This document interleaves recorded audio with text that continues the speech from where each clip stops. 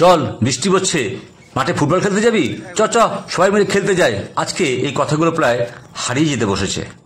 সব খেলার সেরা সকলের তুমি ফুটবল, সেটা বারবার প্রমাণিত।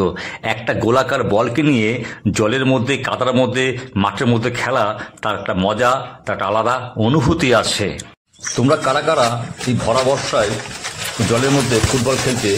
দেখো তো আজকে এদের খেলা দেখে তোমাদের কথা মনে পড়ছে কিনা।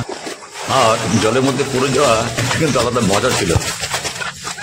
দেখতেই পাচ্ছ জলের মধ্যে কিভাবে ফুটবল খেলছে, এই কিন্তু এর মজা আলাদা। ছোটবেলায় আমরা খেলতাম, আর এখন এরা কিন্তু ছোটবেলায় এসে ফিরিয়ে দিচ্ছে আমাদের সকলকে। ভীষণ এনজয় করছে। এই বর্ষার জলে ফুটবল খেলা কিন্তু একটা বিভৎস মজা আছে। এটা না দেখলে সম্পূর্ণ মিস করে। গোল দেওয়ার জন্য যাচ্ছে কিন্তু যেতে পারছে না। ডান থেকে গোল দেবে না, গোল দেবে না, গোল দেবে না, এই গোল হলো না। দেখেছো তোমরা খেলাটা?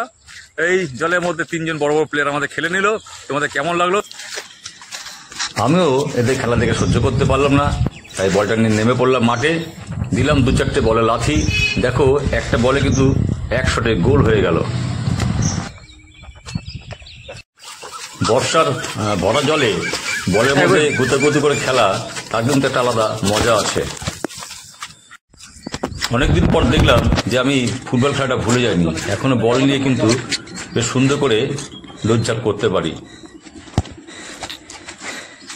ছোটবেলায় আমরা যেমন বৃষ্টি হলেই মাঠে চলে আসতাম ফুটবল খেলতে, এখনো কিন্তু খেলা হয় কম বেশি বিভিন্ন জায়গায়। বৃষ্টি হলেই কিন্তু ফুটবল খেলার একটা প্রবণতা দেখা যায়। তো আজকে তোমাদেরকে দেখাচ্ছি আমাদের পাড়ার 3খানা ফুটবলার, তারা মাঠের জলে খেলছে। জল, 3জন প্লেয়ার মাঠের মধ্যে ফুটবল খেলছে। এটা কিন্তু ভীষণ মজার ব্যাপার।